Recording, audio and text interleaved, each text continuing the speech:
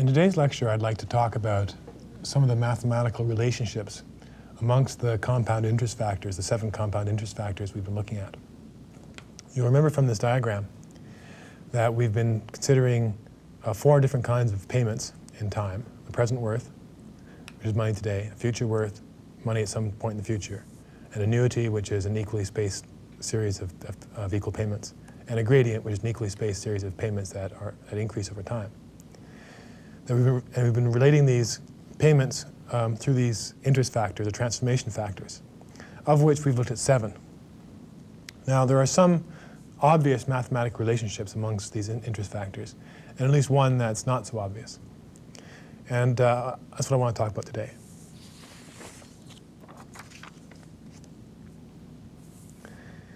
The 3 main relationships are the obvious ones, which come from the fact that some of the compound interest factors are simply reciprocals of others. The compound amount factor is a reciprocal of the present worth factor. The capital recovery factor is a reciprocal of the series present worth factor. And the sinking fund factor is reciprocal of the series compound amount factor. You'll also note that I'm using the word names for these transformation factors, and I often forget what those word names are too.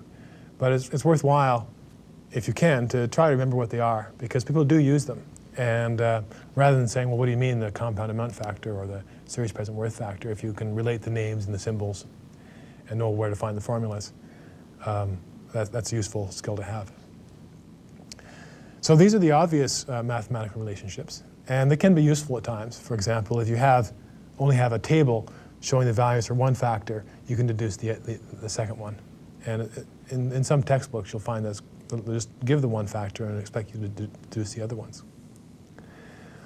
I'd like to quickly derive a non-obvious relationship. The capital recovery factor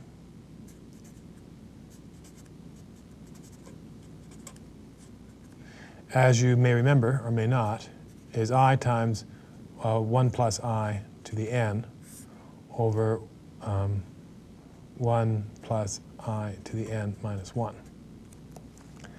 Now, if I start with this, let's say I subtract an I and add an I to the numerator there. So I'm not changing it at all. I can then separate it out into 2 parts. I can have the I times 1 plus I to the n minus 1 over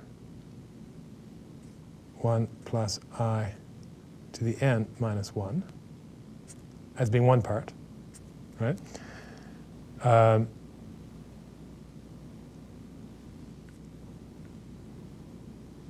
And I forgot a set of braces here. That makes it work out. So I've taken the minus I here, taken the I out, that becomes a 1 inside those square braces. And then that leaves a single I at the top over the 1 plus I to the n minus 1. Now, the left-hand expression here, this I, or 1 plus I to the n minus 1, cancels out, just leaving me with I. And the right-hand side, well, that's the sinking fund factor, by definition. That's then I plus the sinking fund factor, A slash F, I percent N. So we have a very fundamental and clear relationship between the capital recovery factor and the sinking fund factor. They're simply related by the interest rate I. Now, other mathematical relationships can sort of be derived logically. Let's say we take the compound amount factor.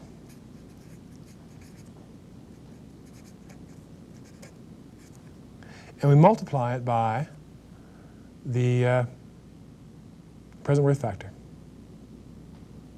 Series present worth factor, I should say. What's going to happen? Well, we know that the compound amount factor changes a present worth into future worth. We know that the series present worth factor changes an annuity into a present worth. So if we multiply these two together, it's quite reasonable that we'd go from an annuity to future worth. So that's going to be equal to the series compound amount factor. Just because the logic of doing the two changes at the same time would be accomplished by multiplying these two things together.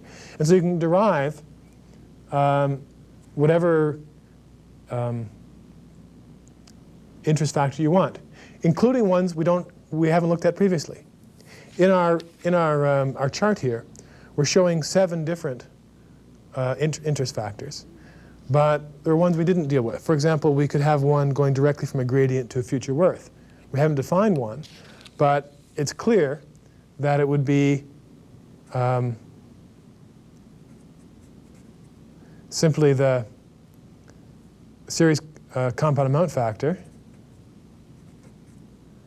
times the arithmetic gradient conversion factor. And that gives us a previously undeveloped interest factor going directly from a gradient to a future worth. Okay? So recognizing this possibility gives us the flexibility to develop conversion factors as we need them for any particular problem we're dealing with. So in fact, let's go back to the lottery prize problem that we've seen in an earlier lecture. Recall that we have a prize which is in the form of a gradient, and we want to find an equivalent value for a ticket. So we have a base annuity of $1,000, a gradient amount of $1,000, and an interest rate of 15%, and the number of periods involved is 20.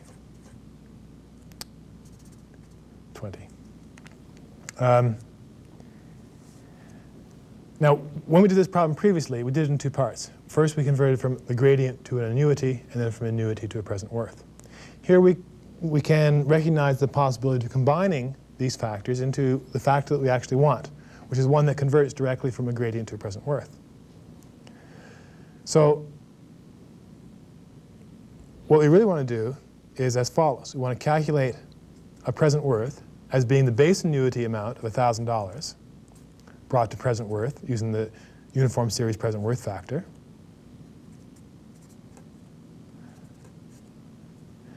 plus the gradient amount of $1,000 brought to present worth using this previously undefined conversion factor going from gradient to present worth at 15% interest in 20 years.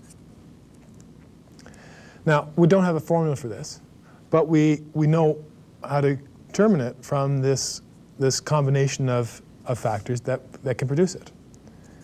So this would be equivalent to 1,000 times the compound amount factor, or uniform series present worth factor, I should say, plus this broken down into 2 components that we do know. The uniform series compound amount factor times the arithmetic gradient conversion factor.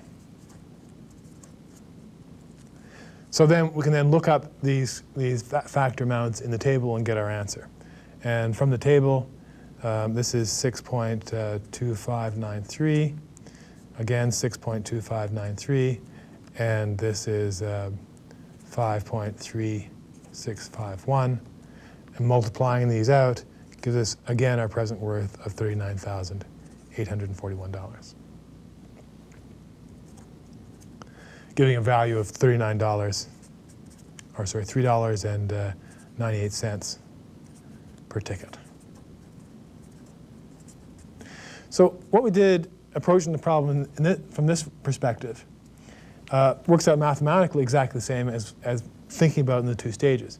But perhaps it's a little bit quicker because we recognize that what we really want to do is convert from a gradient to a present worth. We don't have a single formula that does that, but we can derive that very quickly by recognizing these mathematical relationships. So probably in the past, when computers